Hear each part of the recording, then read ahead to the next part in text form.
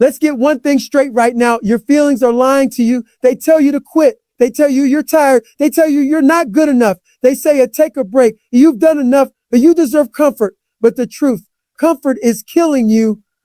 Your feelings have made you soft, weak, lazy. They keep you from becoming what you were meant to become. You want to win? Then you need to stop negotiating with weakness. You need to divorce your emotions from your actions. You need to show up when you're broken. Grind when you're tired. When you're tired, keep pushing when your brain is begging you to quit. You don't feel like it? So what?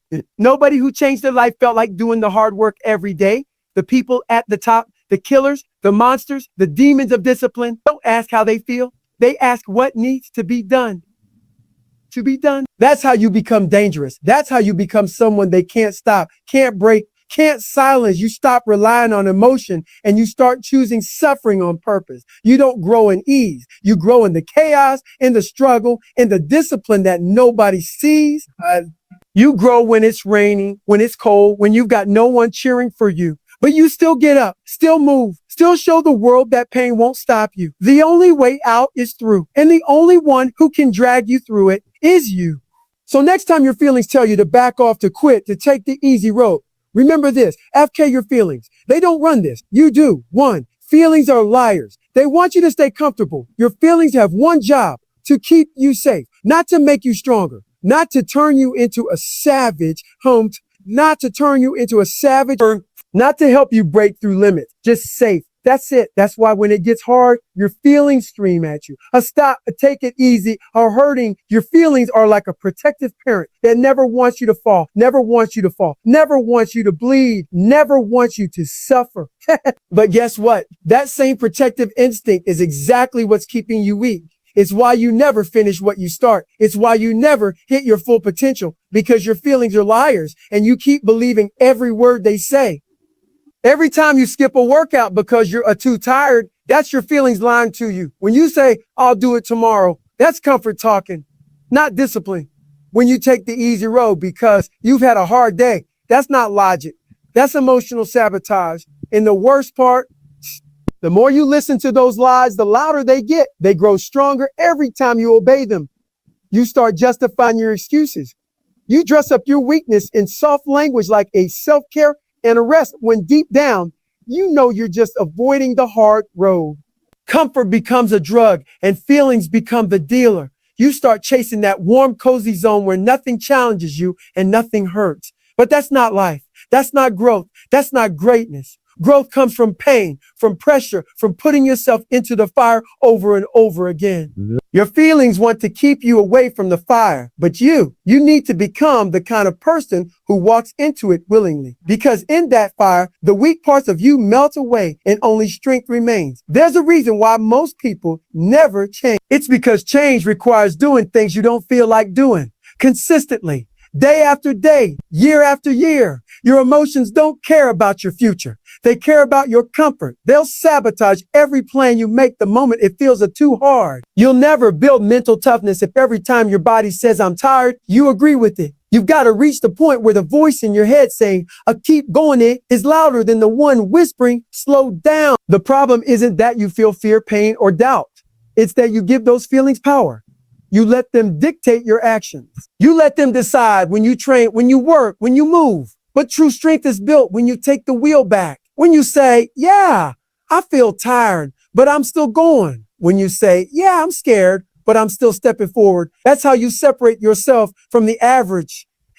That's how you rise above the noise. When most people obey their feelings, you go to war with yours. Because here's the truth. The strongest version of you doesn't live in your feelings. It lives beyond them. It lives beyond them. It's waiting on the other side of resistance. But you'll never meet that version if you keep giving in every time life gets a little uncomfortable. That voice telling you to stay in bed, to quit, to stop pushing. That voice is the enemy. It's not protecting you. It's protecting your weakness. It's protecting your weakness. And as long as you keep listening to it, your dreams will stay locked in the prison of comfort.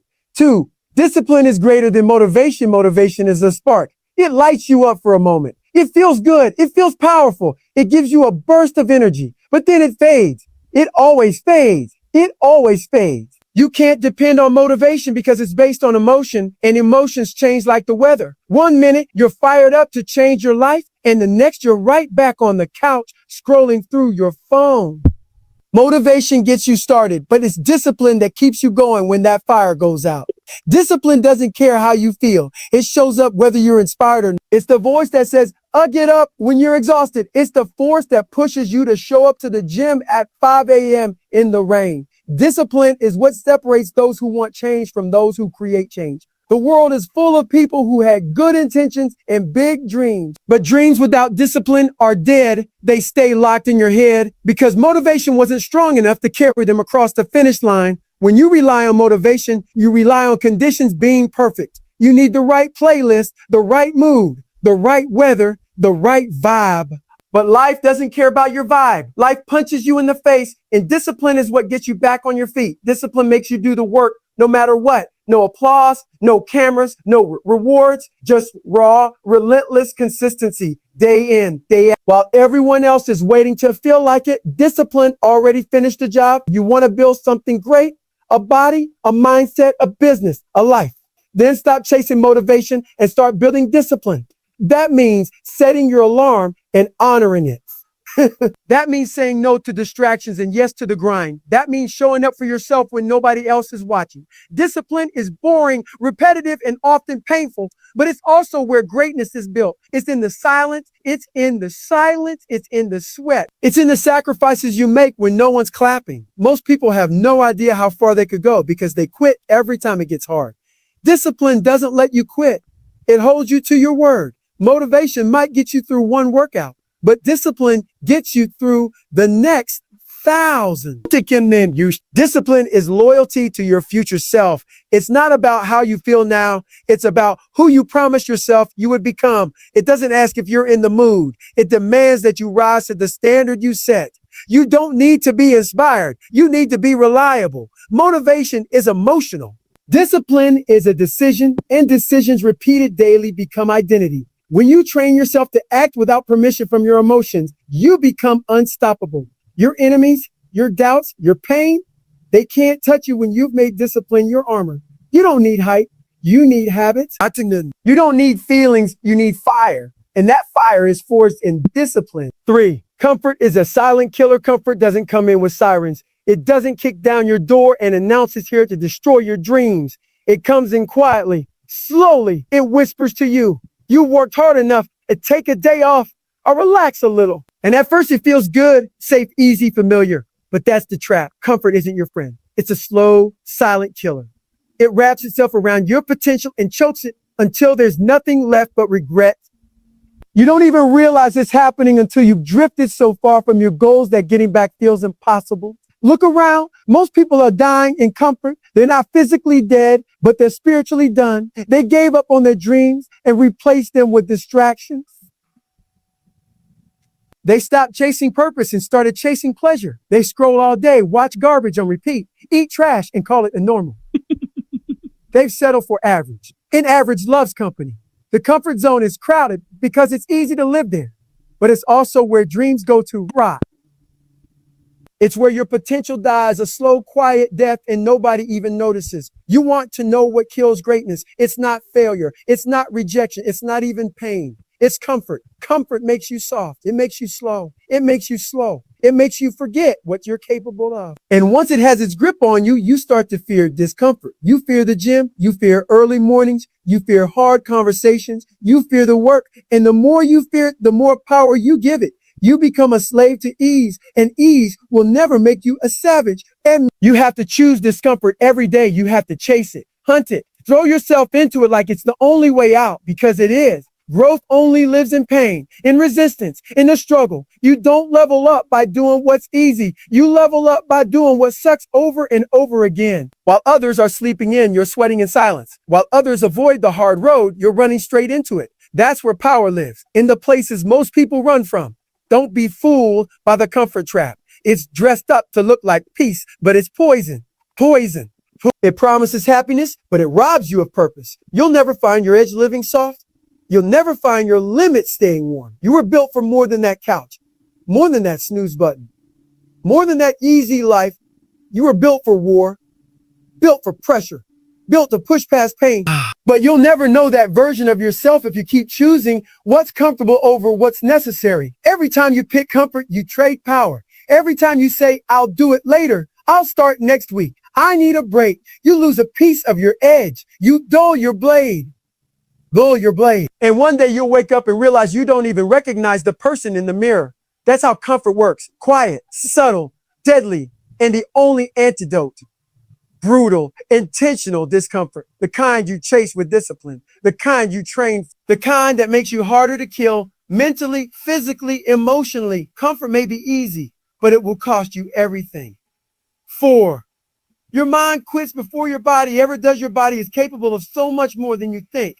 But your mind is the one that always taps out first. That little voice in your head starts panicking long before you're even close to breaking. It tells you that you're done, that you're exhausted, that you can't go any further. But the truth, you've still got gas in the tank. You've still got more to give. And you just haven't trained yourself to ignore that weak inner voice screaming for comfort and survival. Your limits aren't physical, they're mental. And if you want to evolve, you have to start breaking the false ceiling your mind has built. That ceiling was built over years of softness, with years of letting feelings dictate action, years of letting weakness win. Every time you stopped at 60%, every time you pulled back when it got uncomfortable, your mind learned it. This is our stopping point. And now it repeats that pattern like a broken record. But here's the hard truth. It's lying to you. The pain you feel isn't a signal to quit. It's a signal to start fighting. You haven't even scratched the surface of what you can endure, and you won't until you stop listening to that mental cowardice. The body has levels. When your brain says I'm done, you're maybe at 40%, maybe, and beyond that 40%, there's another gear, then another, and another. But you'll never reach those gears by accident. You have to force yourself into them. You have to choose to suffer. You have to dig deeper, not once, but every single time that voice of weakness rises up. The more you push past the voice, the quieter it gets. The more you override it, the stronger you become, not just physically, but mentally. You start realizing I was built for more than this. Most people never access their true potential because they let their minds run the show. They hit that wall and stop thinking the wall is the end. But it's not the end. It's the beginning. The real work starts after that. That's where transformation lives. You have to reprogram your brain to see struggle as fuel, not failure. When the pain hits, smile. When the fatigue sets in, keep pushing. When your mind says no more, say, you watch me. Wait, pray. That's how you build a mind that doesn't fold under pressure. A mind that becomes your weapon, not your weakness. This is what separates the average from the elite. The average listens to their mind and obeys. The elite hear the same fear, the same doubt, the same exhaustion, but they go anyway.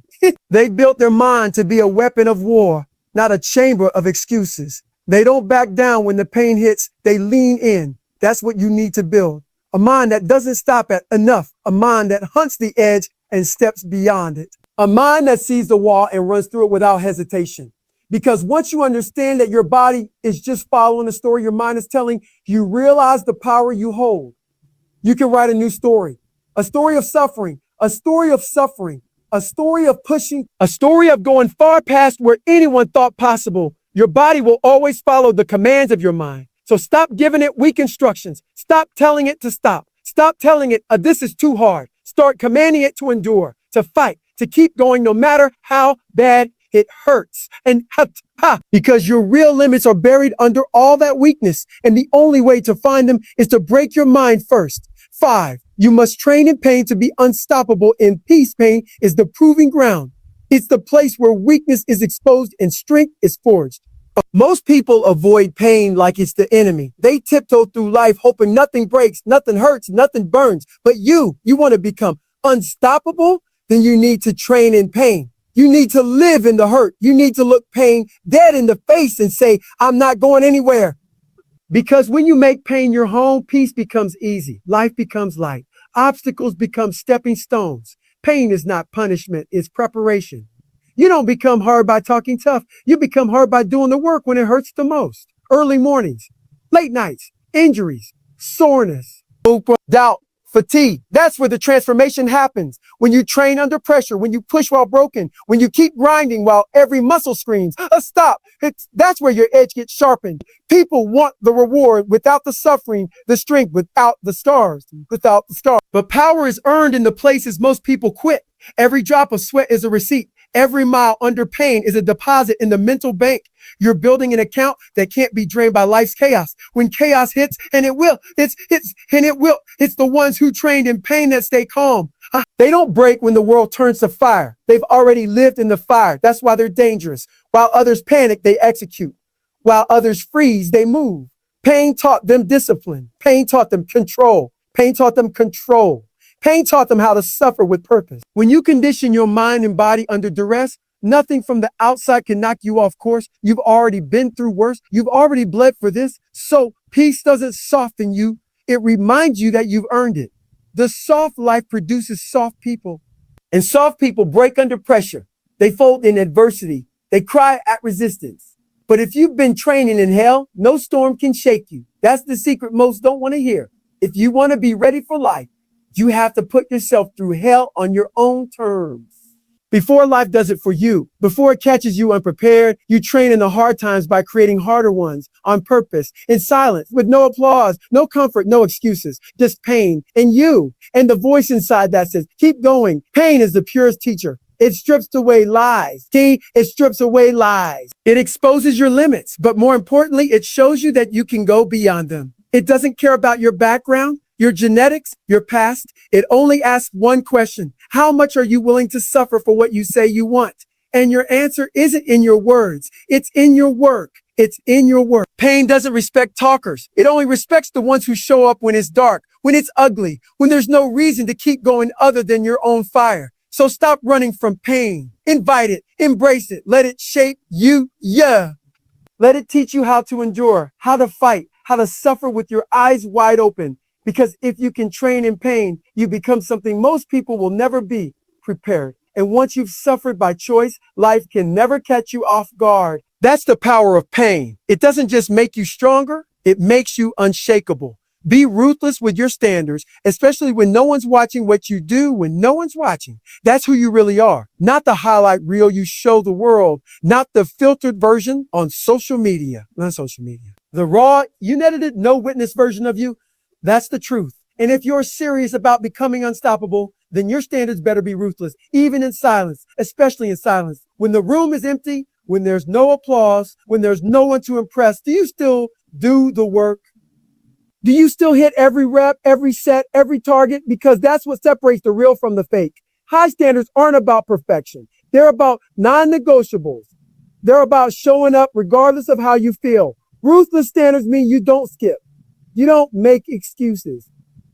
You don't half-ass your effort just because nobody's watching. You show up with fire, with intensity, with purpose every damn time. When it's cold, when you're sore, when the plan sucks, because you're not doing it for claps. You're doing it for the discipline.